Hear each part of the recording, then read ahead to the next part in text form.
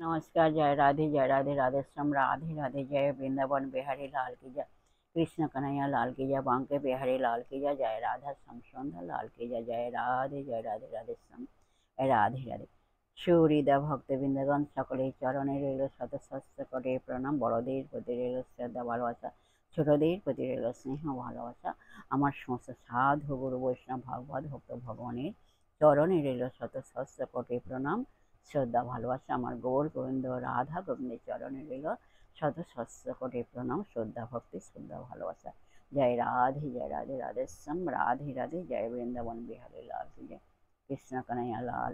जय राधे राधे श्याम, राधे राधे। नारायणं नमस्कृत्य नर वैष्णव नरोत्तमं देवीं सरस्वती चैव वैष्णं तत् जयमुदीरये। हे कृष्ण करुणा सिन्धु दीनबन्धु जगत्पति गोपेश गोपिकान्त राधाकान्त नमस्तुते। तप्त कांचन गौरंगीं रंगिणीं प्रमदाकृतिं वृषभानुसुतां वन्दे বৃন্দাবন বিলাসী।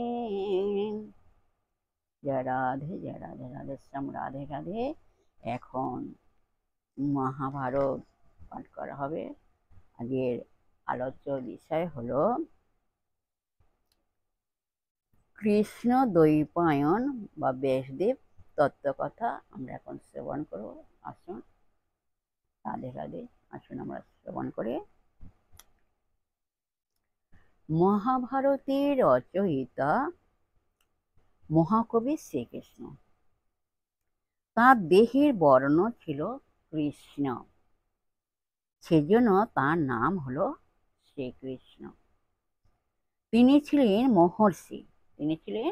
মহর্ষি।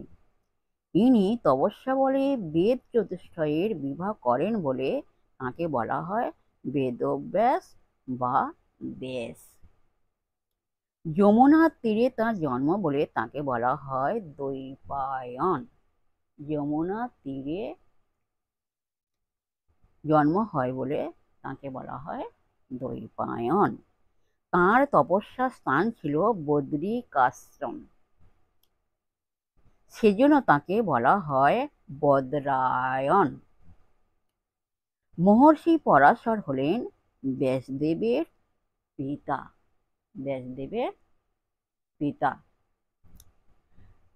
দাস রাজার পালিতা কন্যা সত্যবতী হলেন ব্যাসদেবের মাতা। সত্যবতী নৌকা নিয়ে যমুনা নদীতে খেয়ানির কাজ করতেন। মহর্ষি পরাশর খেয়া ঘাটে সত্যবতীকে দেখে মুগ্ধ হন।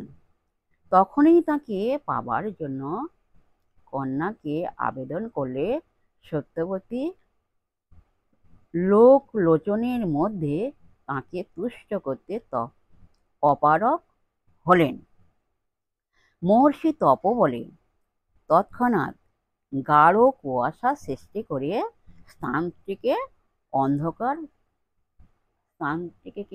অন্ধকারে পরিণত করলেন। এই ধরনের আশ্চর্য শক্তি দেখে বিস্মিতা ও লজ্জিতা সত্যবতী তাকে বললেন, ভগবান, আমি কুমারী, আমার অবস্থা আপনি চিন্তা করুন। পরাশর প্রীত হয়ে বললেন, আমার ইচ্ছা পূর্ণ করলে তোমার কোনো ক্ষতি হবে না, তুমি কুমারী থাকবে। যদি অন্য বর চাও তবে প্রার্থনা করো। সত্যবতীর দেহে মাছের গন্ধ অনুভূত হতো, সেজন্য তাকে লোকে মৎস্যগন্ধা বলে ডাকত। মহর্ষির বরে তাঁর দেহের গন্ধ বদলে গেল। তিনি এক সুগন্ধময় দেহ পেলেন, সেজন্য তার নাম হলো গন্ধবতী। বহু দূর থেকে তার গন্ধ মানুষ পেত। সত্যবতী সদ্য গর্ভ ধারণ করে পুত্র প্রসব করলেন। এই শিশু জন্মের পর মুহূর্তেই জননীর অনুমতি নিয়ে তপস্যার উদ্দেশ্যে যাত্রা করেন। ইনি ব্যাসদেব। ইনি হলেন ব্যাসদেব। ব্যাসদেব নিজের জীবন ইতিহাস সরল ভাষায় অকপটে প্রকাশ করেছেন। তাঁর অনন্য সাধারণ সত্যবাদিতা আমাদের মুগ্ধ করে। তপস্যায় যাবার সময় জননীকে বলেন যে তাকে স্মরণ করলেই তিনি জননীর নিকট উপস্থিত হবেন। রাধে রাধে। আজকের আমরা এই পর্যন্ত বিশ্রাম রাখলাম। এই অধ্যায়টা একটু বড় আছে, এই পর্যন্ত আজকে বিশ্রাম রাখলাম। পরবর্তী আলোচনা আমরা নেক্সট দিন করব। যাই হোক, বিশ্বের সমস্ত সুহৃদা ভক্তবৃন্দের উদ্দেশ্যে বলছি, সকলের উদ্দেশ্যে বলছি, সবাই সুখে থাকবেন, শান্তিতে থাকবেন, আনন্দে থাকবেন, এক সেকেন্ডে অনেক আনন্দে থাকবেন না, সদা সর্বদাই আনন্দে থাকবেন, মুখে মলিন করে থাকবেন না। আর নিজ নিজ পিতা মাতাকে দেখবেন, তাদের যেন অসুবিধা না হয় সেদিকে লক্ষ্য রাখবেন।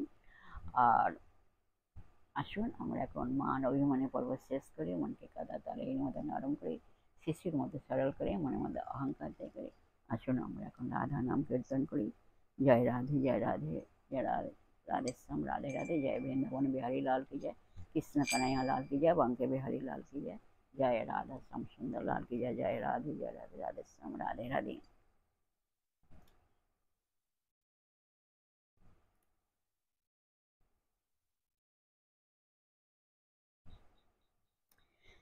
দেখো রাধা মাধব রঙ্গে, দেখো রাধা মাধব রঙ্গে, হিম কমলিনী সনে নীল কমল জন, হিম কমলিনী সনে নীল কমল জন, ভাসই যমুনা তরঙ্গে, ভাসই যমুনা তরঙ্গে, হিম কমলিনী সনে নীল কমল জন, ভাসই যমুনা তরঙ্গে, ভাসই যমুনা তরঙ্গে।